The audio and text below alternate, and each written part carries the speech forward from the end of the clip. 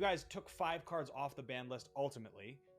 Were you close to a 6th? If so, what was the closest? And I realize it's a year from now the next time this happens, so that may not be the closest in a year, but as this announcement, what was the closest? Yeah, I mean, we talk in the article a lot about the cards that were close. We talked about quite a bit.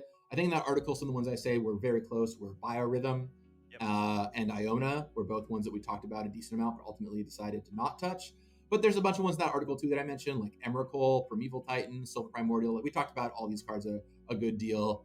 And there are probably some I'm missing off the top of my head. But yeah, if anyone out there goes to read the article, there's pretty in-depth stuff there. And I'll just say that, like, I really appreciate the format panel, because my opinion is not the same as everyone else's opinion. And I've learned a lot. I feel like I've been educated and like changed my opinion a lot about what we should take off based on what talking to these folks has kind of taught me. So if you asked me 2 months ago what I thought we were going to ban and unban, my answers would be different than they are now. And I'm sure next year when we look at unbans again, they'll be different than they are today as we learn from this. So a lot is in that article you can learn from, but who knows where we'll be at this time next year. I don't know if we said it already in this video, but there will be no bans for the rest of the year, right? No bans or unbans for the rest of this year.